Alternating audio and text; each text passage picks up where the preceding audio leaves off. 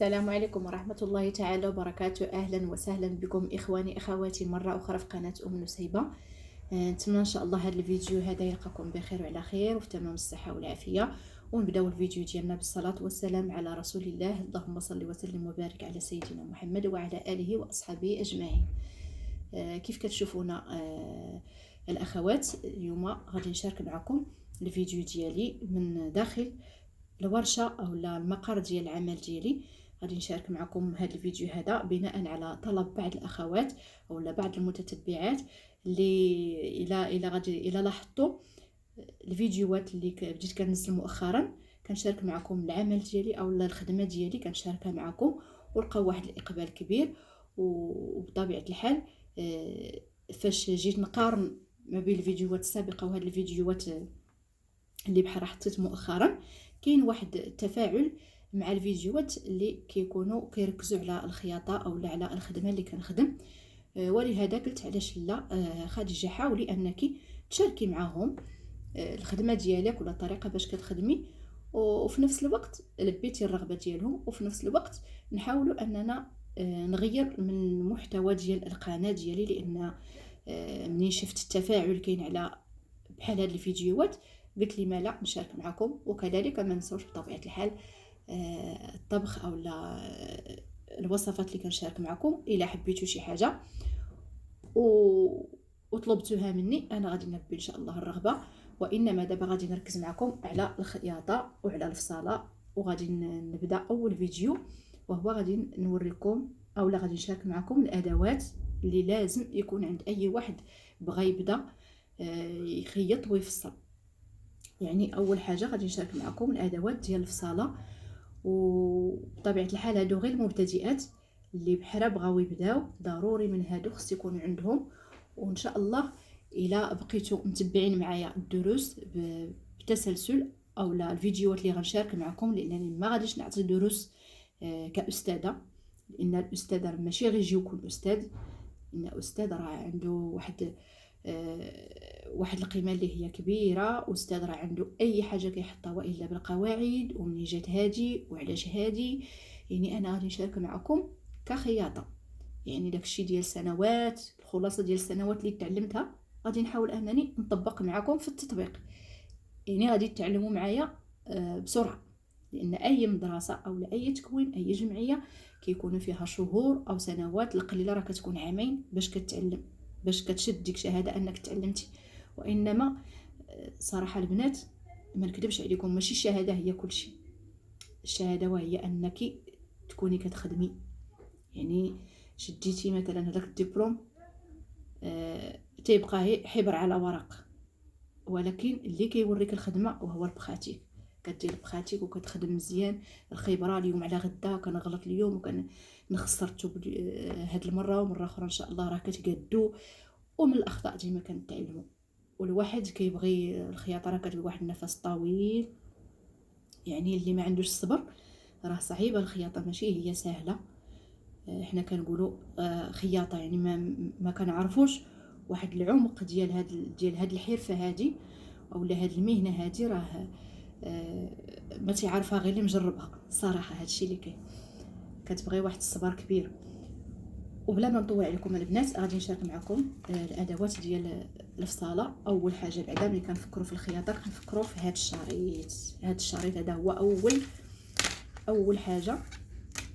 اول حاجه كتواصل بها مع الكليان ديالك، هي هاد الشريط، انك كتاخذ ليه العبار بالسنتيم. هو هاد الشريط ديال القياس، يعني هاد الشريط البنات هو باش كنشدوا العبارات او لا القياس ديال الزبون. هاد الشريط هذا الا شديتي به العبار ماشي هو هذاك كوني اكيده ان البياسه ما غاديش تطيح لك مزيانه. شديتي العباره متقون وبطريقه صحيحه كوني على اكيد ان البياسه غادي تطيح لك مزيانه. وهادشي اللي كاين اول حاجه وهو شريط ديال القياس. من بعد كتكون هاد المسطره هاد المسطره البنات راه كنحتاجوها بزاف ديال الحوايج. كل حاجه غادي تشوفوا فاش كنوظفها بطبيعه الحال في الفيديوهات السابقه. وعندنا هاد جوج مسطرات، البيستولي والبيروكي هانتوما هادو. وعندنا هادي على هاد الشكل مقوسه هانتوما كتشوفوا، هادي على هاد الشكل وهادي على هاد الشكل. هما راه كيكونوا 3 ولكن الاغلبيه هاد الجوج هما باش كنخدموا انا بعدا هاد الجوج باش كنخدم دائما. وراه غادي تشوفوا معايا هاد الجوج هادو البنات راه هما فاش تعلمت وهما اللي باقيين عندي لحد الان. فقط كيبغيو هاد الادوات انك تحافظ عليهم. بحال هادو البنات راه غادي تلقاوهم عند بائع مواد، بائع هاد الادوات ديال الفصاله والخياطه. راه كيكونوا عندهم في الالوان، في الصفار، في الحمار، في الزرق، يعني كيكونوا في الالوان بالبلاستيك بطبيعه الحال. وانا هنا عندي كنا جروب في خلال التكوين ديالنا ودرناهم كاملين هكا عند النجار وبقاو لينا، وهكا كنستعملهم دائما. كيبغيو كي قلت لكم هاد الادوات تحافظوا عليهم صافي. وهاد المثلث حتى هو لاننا كنحتاجوا الزاويه القائمه بطبيعه الحال. في بعض الموديلات كنحتاجوا الزاويه قائمه، مثلث هكا حجم كبير. وهاد المسطره هذه مسطره حجم صغير كنحتاجوها في بعض الموديلات الصغيره. وبطبيعه الحال كنحتاجوا الطراساج، الطباشير باش كنديروا الطراساج، طباشير على هذا الشكل بحال هكا البنات، طباشير اولا بحال هكا طباشير عادي راكم عارفين. المهم اننا باش حنا نطراسيو، كاين بعض التواب ما كيبغيش هاد الطباشير انه يطراسي لينا، كنطراسيو بالطباشير العادي اللي هذا راه معروف كلشي كيعرفو. وبطبيعه الحال المقص البنات، هذا المقص هذا اللي كيبقى خاص ديال الفصاله، تقطيع ديال البياسات اللي كنفصلوا. هذا البنات حاولوا ما تقطعوش به حتى شي حاجه باش هكا ما تيخسرش وكيقطع لكم مزيان. وهنا عندي مقص واحد اخر صغير عليه شويه في الحجم، هذا كنستعمله باش نقطع مثلا الفيزلين اولا القاغيط اولا اللصاق اولا اي حاجه. هذا كيبقى دائما كنخليه غير الفصاله، كيبقى دائما مع الادوات ديال الفصاله. صافي البنات هادشي اللي كاين، هادو هما الادوات اللي كنحتاجو في الفصاله البنات. وبطبيعه الحال كنحتاجو الدفتر باش هكا باش كنكتبوا العبارات ديالنا. ضروري انها بحال هاد الدفاتر هادو يكونوا عندنا اولا روجيستر صغير، مهم اجنده على حسب باش هكا كنكتبوا فيهم العبارات ديالنا، كنعقلوا عليهم وكنحاولوا اننا نكتبوا فيهم على هذا الشكل بحال هكا البنات. نكتبوا ما عرفتش واش غادي يكون باين لكم، المهم بحال هكا كنكتبوا فيه العبارات ديالنا. وهادشي اللي كاين البنات، هادو هما الادوات اللي كنحتاجو. وبطبيعه الحال راه هذا القلم باش هكا باش كنكتبوا العبارات ديالنا. وبالنسبه للخياطه البنات كنحتاجو اول حاجه وهي لا ماشين، الماكينه ديال الخياطه ضروري مؤكد انها تكون عندنا. الا حنا بغينا نتعلموا، عندنا الرغبه اننا نتعلموا في صالون الخياطه، اول حاجه نفكروا فيها وهو خصنا نشريو ماكينه، ولو تكون ماكينه صغيره ماشي بحال، المهم ماكينه صغيره حتى تتعلم الواحد ويطلق يديه، ومن بعد راه كتيسر الامور وغادي تاخذ الماكينه كبيره. وهادشي اللي كاين. وكذلك كنحتاجوا بحال هاد المقصات هادو، كنحتاجوا بحال هكا الفرطاق باش كنفرطقوا اي حاجه هكا عندنا بغينا نفرطقوها ولا خاطئين فيها، راه كان ضروري اننا كنفرطقوا. واخا تكوني معلمه ضروري انك كتفرطقي. وهادشي اللي كاين. وبحال هاد النوع ديال المقص كنديروا بحال هاد الانواع ديال المقص كنفينيو به، كنقطعوا به الخيوطه وكلشي. المهم كاع هاد الادوات اللي كتشوفوا دابا معايا راه غادي دائما تبداو تشوفوهم معايا خلال الخدمه.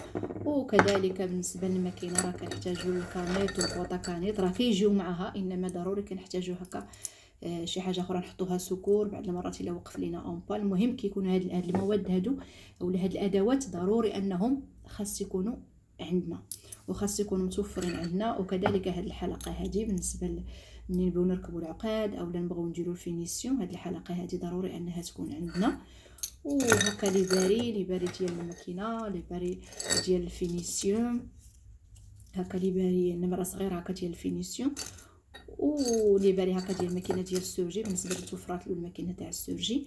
صافي هادشي اللي كاين البنات، هادو هما المواد اللي كنحتاجو اولا الادوات عفوا اللي كنحتاجو في الخياطه وفي الفصاله كذلك.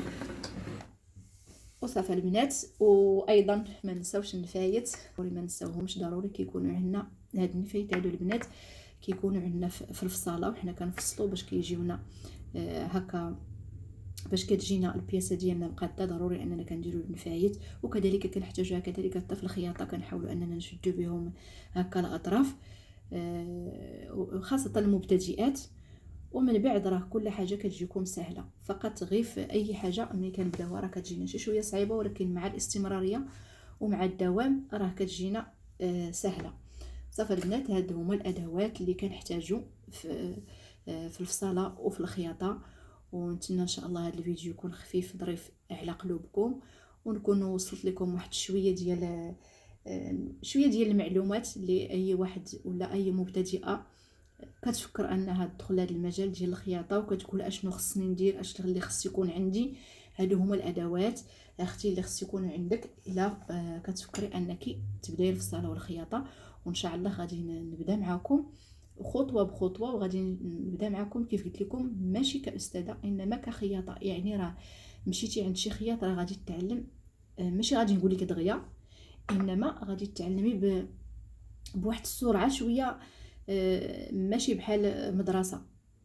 هادشي اللي كاين، لان كتولي كتعلم بالتطبيق مباشره، ماشي لان حنا ديك الساعه في المدرسه راه كنمشيو فقط انك تجلسي على الماكينه، راه كتمشي اسبوع حتى ل 15 يوم وانت كتمشي غير باش تلقي رجليك على ديك الكسيراتور تاع الماكينه. ومن بعد عاد كيعطيونا خريط، من بعد عاد يعطيونا يعني واحد شهر ولا شهرين مازال حتى ما تتمكنش من الماكينه. انا ان شاء الله بجهد الله سبحانه وتعالى غادي نحاول انني نبسط لكم، ونحاول انني نوصل لكم، وهادشي اللي كاين. ونتمنى نكون عند حسن الظن ديالكم، واللي عندها مثلا شي استفسار او لا شي حاجه مثلا بغات تعرفها ومازال ما عرفتهاش، غادي نخلي لكم الرقم ديالي في صندوق الوصف. وصافي البنات، هادشي اللي كاين، وهذا هو الفيديو ديال اليوم. استودعكم الله الذي لا تضيع ودائعه، في امان الله، والى فيديو قادم ان شاء الله.